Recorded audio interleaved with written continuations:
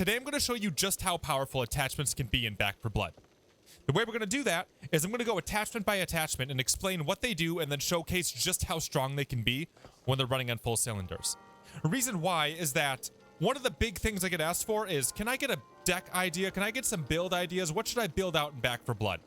I think if you understand attachments, it's going to completely change how you look at building your deck, and it's going to give you a lot of insight on what you can do to be effective. So let's start with the tactical stock. What it does is it increases your swap speed, okay? So what is swap speed? Swap speed is when you switch between your weapons. So here's a Barrett, one of the slowest swapping weapons in the game. If I go and I flip to my Belgian, it takes about that long for the Belgian to come out. If I go to switch back to my Barrett, it takes about that long for it to come out. So if you take a look, I'm sitting here clicking my mouse and then finally I can shoot. I'm sitting here clicking my Barrett and then finally I can shoot. It takes a while, right? Now let me show you just how powerful it can be when you have some good attachments along with some good cards for it. And now here is what it looks like when you build out for swap speed, okay? You ready? Here we go. And as you can see, they're both reloading due to admin reload. So you can do this infinitely. And better yet, I'm only using one hand to do this. Meaning, I can walk around and do this. The hell with this? There are 3 tiers of the tactical stock. There is the green, the blue, and the purple. That's the same for all of these. There are some special golden ones that combo some of these. But for tactical stock, swap speed all on its own. The green one provides 50%, the blue one provides 75% swap speed, and the purple one provides 100% swap speed. And it's to and from the weapon from what I can tell, so if you have one on each weapon, you get an extra 200% swap speed. And now for the competition stock. What the competition stock is, it increases your ADS speed. What that means is it is your ability to aim down sights. So this is what it looks like when you aim in with a Barrett, and this is what it looks like when you aim out with a Barrett. So there is a significant amount of time that it takes to go in and out. The competition stock increases that speed. And now this is what it looks like when you build out specifically for aim speed. It's so fast I wasn't even ready for it. So you might be wondering, why would aim speed really matter? In my opinion, where this would really matter, someone pointed this out to me on live stream, is for people that are on console. Because whenever you aim, you reset your aim assist. So if you want to go target to target to target to target to target, and you're on a controller, you can go boom, boom, boom, boom, boom, boom, and your aim assist would really take over, which would make it really useful if you just want to go bam, and then bam, and then bam, and then bam, and then bam. Since it will target armor, it will target weak spots, it'll make you a killing machine. In terms of the competition stock, the green starts at 20% ADS speed, blue is 30%, and purple is 40%. So now let's talk about the compensator. What the compensator does is it increases your recoil control, and it also increases your move speed while firing. So if I were to go ahead and take a look at the default version of my weapon here, when I am walking and I start shooting, you'll see I slow down a little bit, which makes sense because you're firing a big gun. Now let's see what happens when we build out for the compensator. Okay, so now we've built out for the compensator, and let's see how this goes. Walking like normal, let's start shooting. Who cares? I'm just gonna keep shooting forever. I got admin reload. There ain't no shutting me down. So this is what happens when you build out for the compensator. It's pretty fun. You can go really fast. And I'm running marathon runner, so I can go backwards while I do this too. And to the side, to the left, to the front, again, to the back. Woo! And now that was just looking at the move speed side of the compensator. The recoil control is nothing to scoff at either. So here's a ranch rifle without a compensator. Bop, bop, bop, bop, bop, bop, right? You try really firing and it goes up like that. Now let's go ahead and throw a compensator on, and what you'll see is that this ranch rifle suddenly becomes laser. I'm not having to pull down on my mouse at all. So it's very helpful on some of these big kick assault rifles, LMGs, what have you. Makes it so you can get a lot more damage out a lot more quickly on a particular area such as a weak spot. Now there's 2 stats that increase on the compensator as you level it up. The green version has 20% recoil control and 50% move speed while firing. The blue version has 40% and 30% respectively, and then the purple version has 60% and 45% respectively. So now let's talk about the long barrel, because the long barrel is a little interesting. So what it says is it increases your effective range by 25%. Now in my mind, what that means is if you take a look at these charts here over on Statty, these give you stats on every single weapon. Each one of these weapons has a drop off. So after a certain amount of meters, you lose your max damage and it starts to taper off until you reach your minimum damage, and then that's what your minimum damage is going to be for the rest of its range forever. So what the long barrel does is it takes this initial area and it sticks it out and extends it out a little bit longer. So instead of starting to lose your damage at 17.5 meters on a Phoenix or on a Barrett, it's going to be pushed out by the percentage that the long barrel provides, which is 25% on a green, 50% on a blue, and 75% on a purple. So to showcase what I'm talking about here, I have a Barrett. So I'm going to shoot this guy right here because he is within that 17.5 meters, and I should do 132 damage because that's the damage of the Barrett in the December patch. And what you'll see is I do 132. Now let's take a look at this guy. 16 meters away, I do 132. Now if I back up a little bit to 18 meters, what we should see is a little bit of a damage drop off, assuming that this thing isn't rounding weird. And what you'll see is I'm at 130 instead of 132. And a really easy way to measure this is I'm standing on top of this. So if I go ahead and I pick up a long barrel here, my effective range should be increased by 25%. And then 25% of 17.5 is, I don't know, it's an extra couple of meters.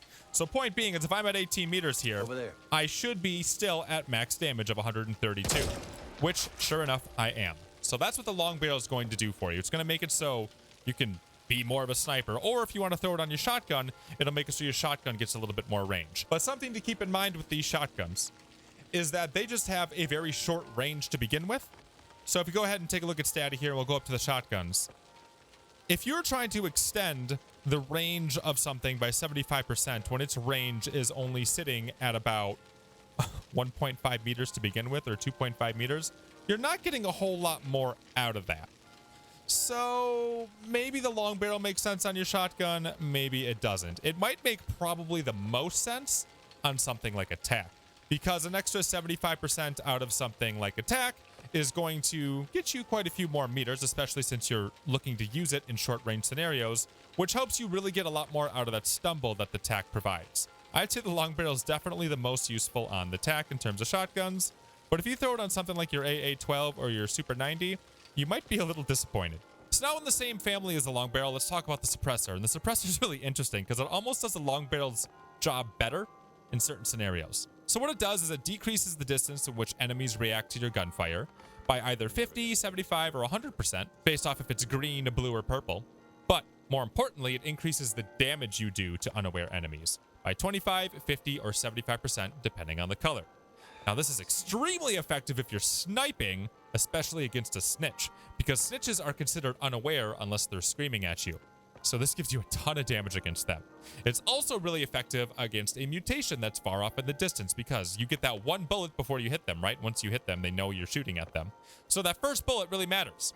Now, if you take a look at the damage that you do, this is where I'm saying it's almost better than the long barrel in some scenarios, because you do eventually reach a capped out area in your range. But if you go ahead and you take a look at these damage stats here, I do 132 damage at max effective range.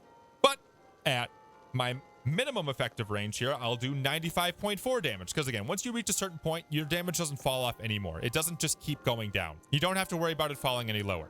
So if I go and I take that 95.4 and then I multiply it by a purple suppressor, what you'll see is I'm actually doing more damage now at minimum distance than I was doing with an effective range of a loud sniper rifle. And heck, if you're within range, it gets even better, because then you can take that 132 and then multiply it by 1.75. And what you get is a big crazy number, which is why it's so great against snitches, because you can get really close to a snitch. You can't get really close to some of the mutations because they'll know you're there, but it does help you get a free pop shot on them. So let me show you how strong that can be. So as you see with the suppressor here, I'm shooting around here and these guys aren't even noticing what I'm doing, which is kind of amazing, right? I'm shooting their friends right next to them and they got no idea. So it's scenarios like these where I can see it says tall boy idle at the bottom and I can hear the tall boy on the other side of the map. And since I know I have a suppressor and I got big damage, I can just sneak up here, find the tall boy. Where is he? Oh, tall boy. There he is. And then I can get a really easy shot on him and pop him in one hit. Let's quickly talk about the laser sight. What the laser sight does is it increases the accuracy of your weapon. So if you take a look at the old tack here, what you'll notice is I have 4 little indicators which show the spread of my shotgun shots. So if I go ahead and I take a shot, you'll see that all these bullets reach all over whatever I'm shooting at. So what the accuracy does is it takes that spread and it shrinks it down a little bit. You see how I put on the laser sight and shrunk down a little bit. So what we can do is we can crank that up if we build out for it. So here's my tack again. I shoot and then you see how it spreads all over the place. Now, if we build out for accuracy, which we did with our deck, and then also take a peek at what it looks like when we have 100% accuracy, you'll see that instead of having a spread like that, we are one little dot with our shotgun. I can be all the way over here and I'm going to hit, let's say right around there. One little bullet hole. If I walk over there, what you'll see is one little bullet hole. So every single pellet out of the 12 pellets that this thing produces all go into one little spot. So I can sit here and I can snipe with my shotgun from a pretty far distance. And it's so accurate that if I were to shoot in between the legs of this written here, I'm not going to hit him. And as long as we're on the topic of shotguns, what you'll notice is I also have a stumble mod on my shotgun here. And what this does is it increases your ability to stagger an enemy. And now since I have the stumble mod on, I should be able to stumble something from across the map because we have all this accuracy as well. Let's take a peek. Boink, you see how he gets stumbled? Boink, he's never gonna touch me. Here, get off me. Boink. This thing doesn't stand a chance because I can stumble him infinitely even with my shotgun because the accuracy is so tight and the stumble is so high on a shotgun such as the tack. It's actually pretty interesting. They don't keep stumble mods on this wall here. They only have it worked into the gold ones here. But yeah, what stumble does, I have a whole video about stumble and about how each creature has stumble HP and you can hit their stumble weak spots. I don't want to go into all of that in this video, so you can just look at the stumble video. But each creature has a value in where if you surpass it, you will stumble them and make them stagger. So if you run stumble mods on certain weapons, such as the Barrett or the Tack, because those are very good stumble weapons, you're going to be able to stagger them pretty much infinitely. You can stumble lock them. And now with a lot of these attachments, I don't think I really need to go super in depth as to how they work because you're smart enough to understand what these do. So with the ACOG sight, what that does is it increases your magnification, but also it increases your weak spot damage. So if you hit them in the weak spot, you're doing more damage. If you have the high zoom scope, same concept, more weak spot damage. The hollow sight and the reflex sight do the same exact thing for some reason, and this gives you extra move speed while aiming down sights. And again, these things scale as your rarities go up. So it's at 10%, it goes up to 20 on a blue, 30 on a purple. So that means if I'm aiming down sight, I'm going to move faster now than if I didn't have the scope on.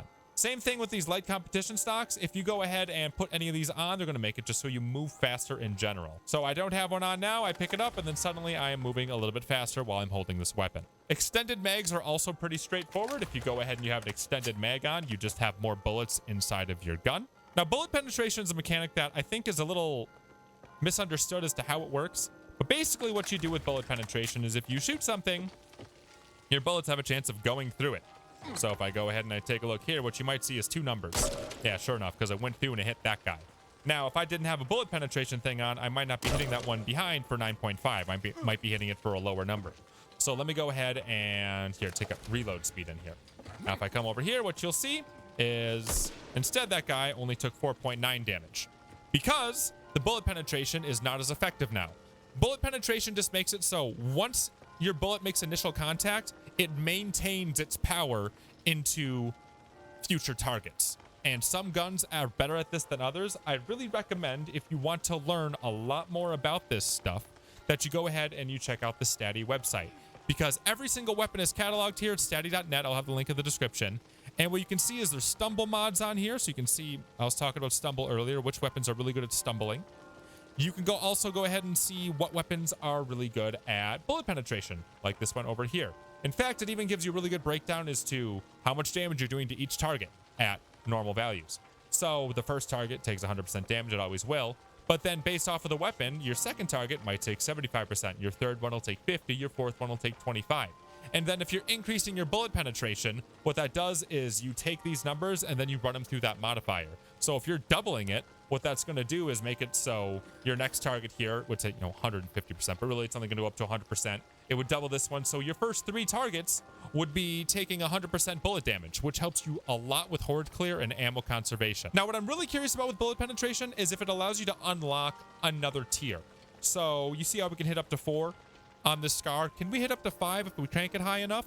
Because then what that allows you to do is even if you're not killing everything you're hitting multiple things or more things than you usually would, which allows you to stumble them a little bit, because common have 1 stumble HP. So if you just hit them with anything a little bit, they're going to go, ugh, which provides you with a lot more crowd control.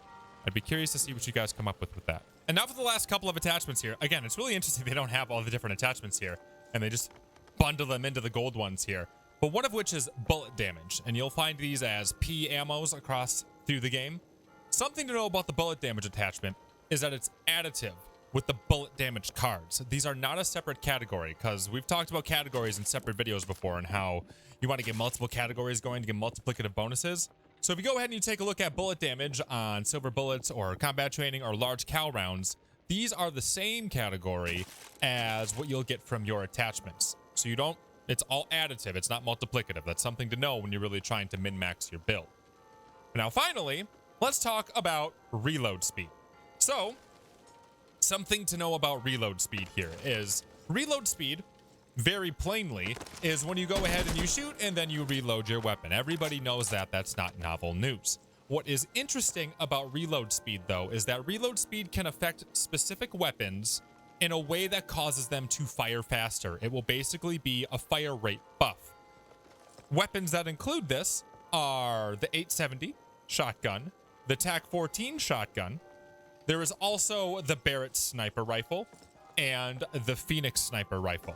Now, to give you an idea here, we have the Phoenix, and then you see how I have to go every time. Now, you might be able to get a pretty decent idea of just how much it'll increase. So again, one more time here. Now, if I go ahead and I bust this bad boy on, I can first off reload faster. But what you'll notice is that reloading is much faster. And again, this affects all of these different weapons I just listed. Now let's take a look at the 870 here. The 870 in the December patch was recently buffed to have a much higher fire rate. This is its default fire rate.